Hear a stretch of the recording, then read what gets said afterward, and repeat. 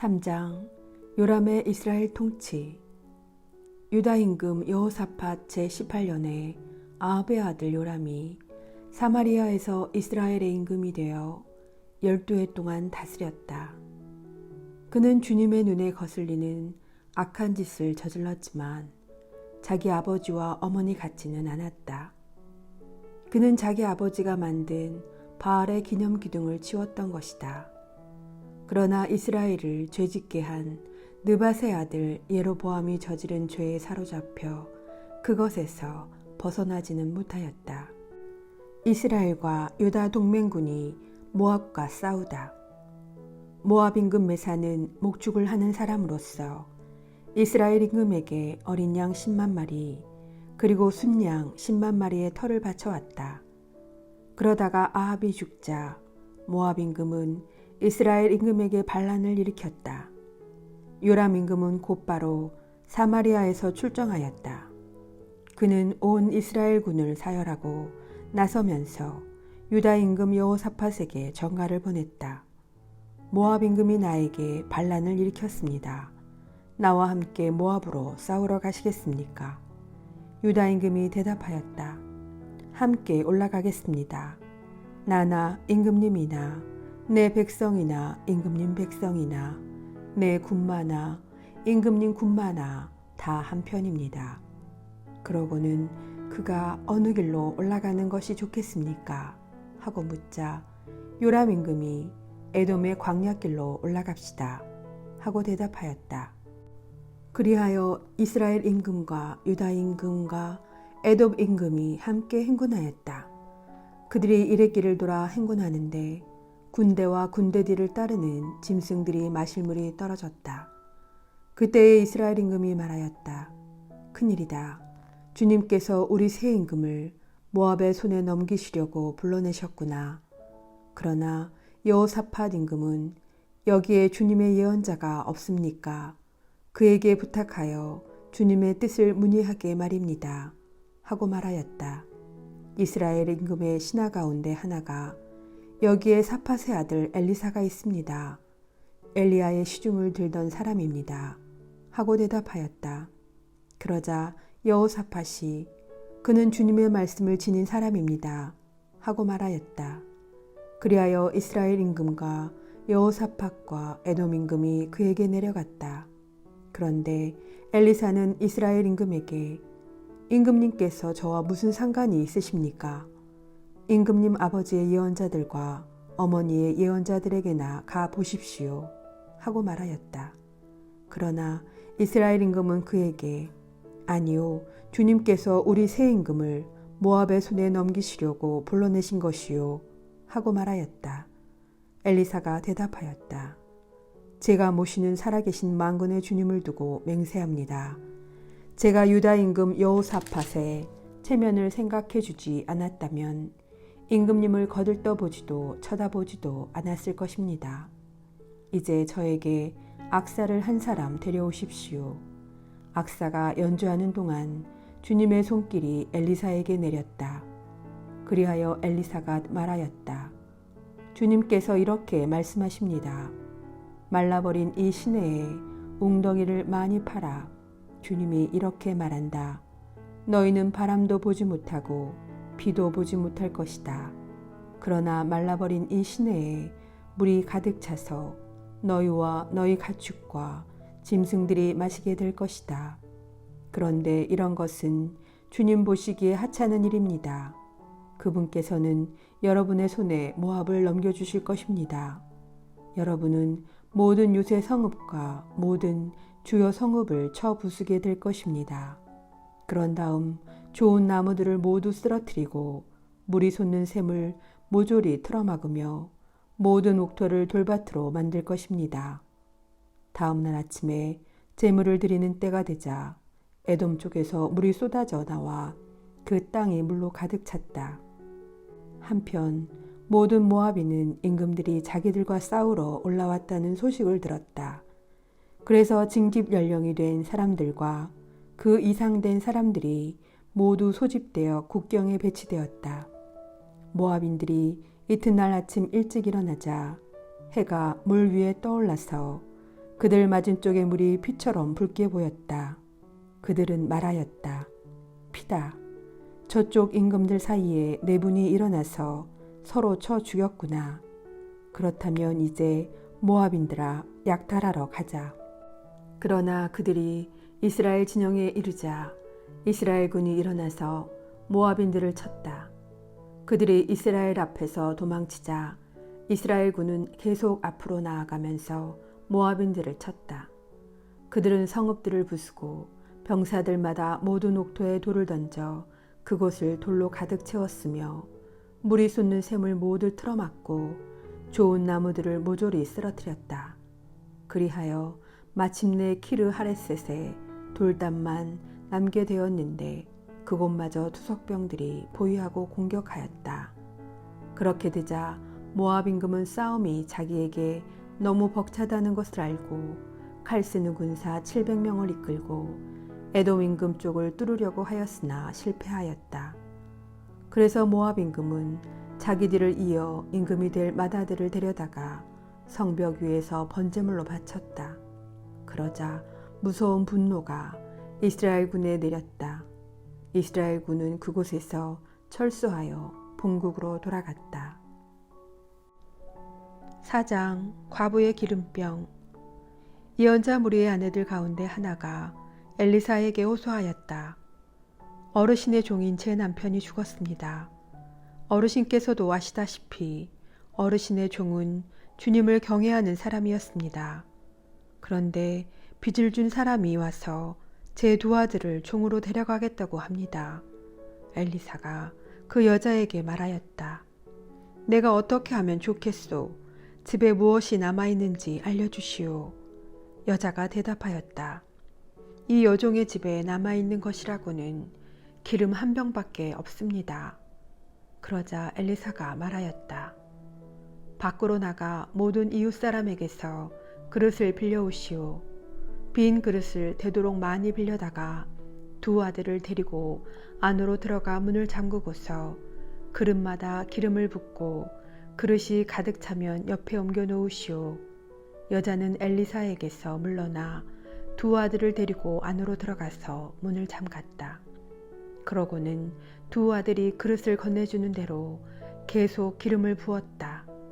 그릇마다 기름이 가득 차자 여자가 아들에게 일렀다. 그릇을 더 가져오너라. 아들이 여자에게 그릇이 더 없습니다 하고 대답하니 기름이 더 이상 나오지 않았다.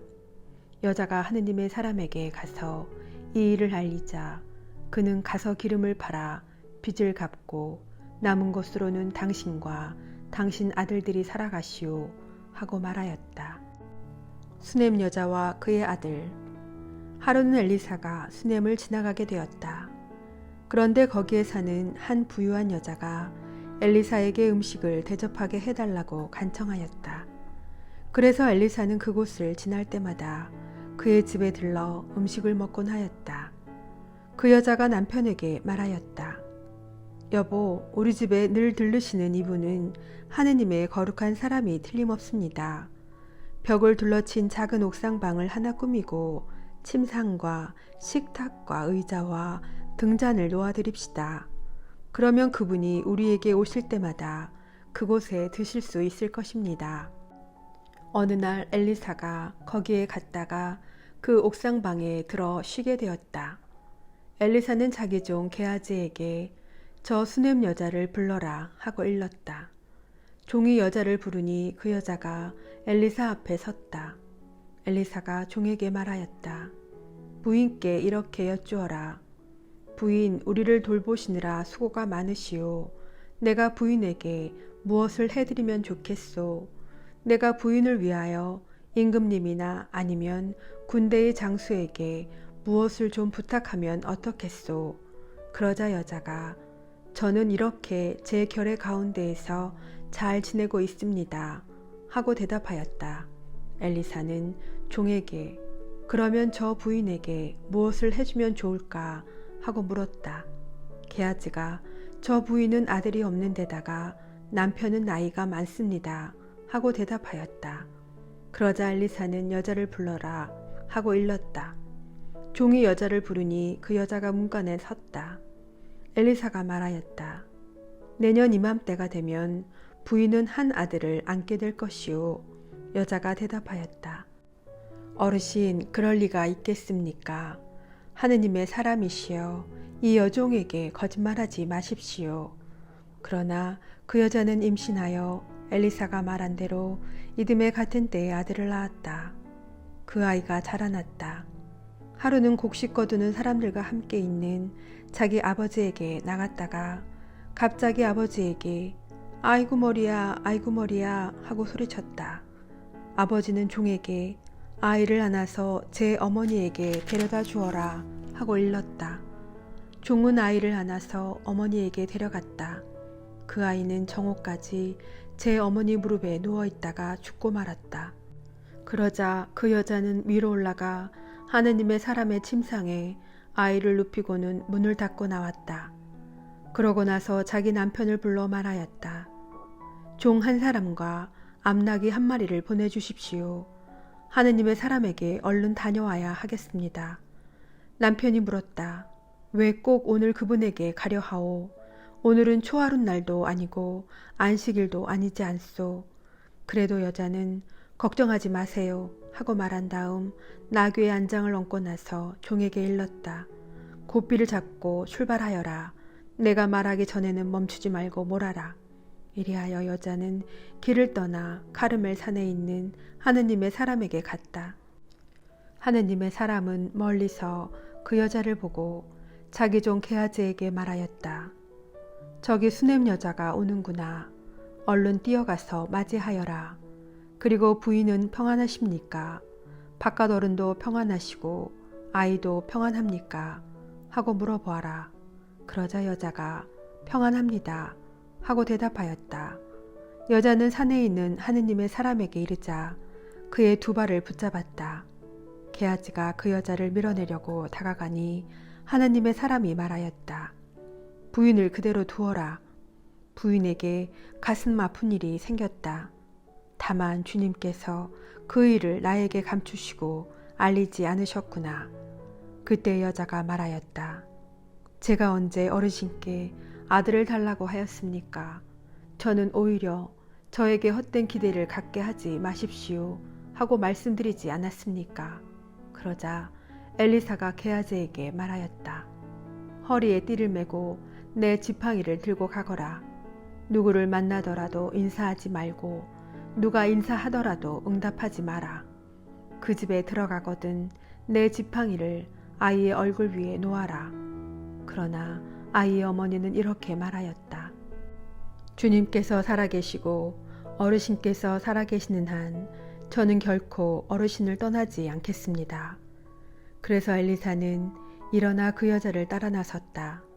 게하지가 앞서가서 그 아이의 얼굴 위에 지팡이를 놓아보았으나 아무 소리도 응답도 없었다.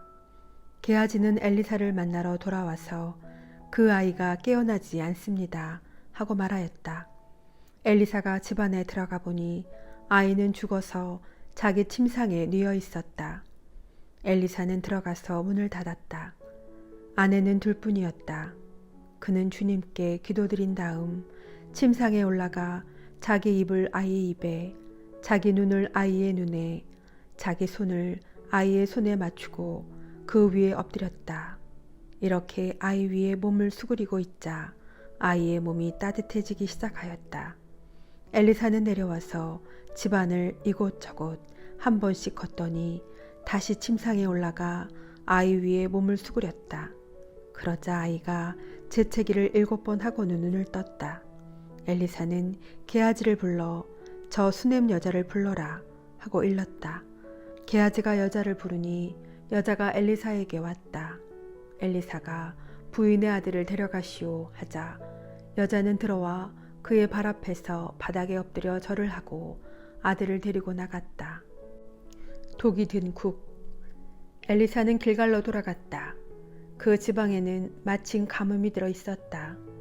엘리사 앞에 예언자들의 무리가 앉아 있을 때 엘리사가 종에게 큰 솥을 걸고 예언자들의 무리가 먹을 국을 끓여라 하고 일렀다.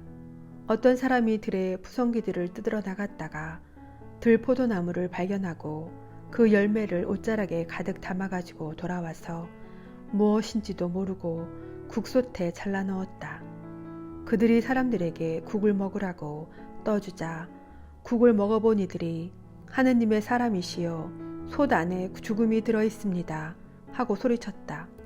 그러면서 그들이 국을 먹지 못하고 있는데 엘리사가 밀가루를 가져오너라 하고 일렀다. 그는 밀가루를 솥에 뿌려 넣은 다음 사람들에게 국을 떠주어 먹게 하여라 하였다. 그러자 솥에는 더 이상 해로운 것이 없었다. 100명을 먹인 기적. 어떤 사람이 바알 살리사에서 왔다. 그는 만물로 만든 보리빵 20개와 핵곡식 이삭을 자루에 담아 하느님의 사람에게 가져왔다. 엘리사는 이 군중이 먹도록 나누어 주어라 하고 일렀다. 그러나 그의 시종은 이것을 어떻게 100명이나 되는 사람들 앞에 내놓을 수 있겠습니까? 하고 물었다. 엘리사가 다시 말하였다. 이 군중이 먹도록 나누어 주어라. 주님께서 이들이 먹고도 남을 것이라고 말씀하셨다. 그리하여 그것을 사람들에게 내놓으니 과연 주님의 말씀대로 그들이 먹고도 남았다.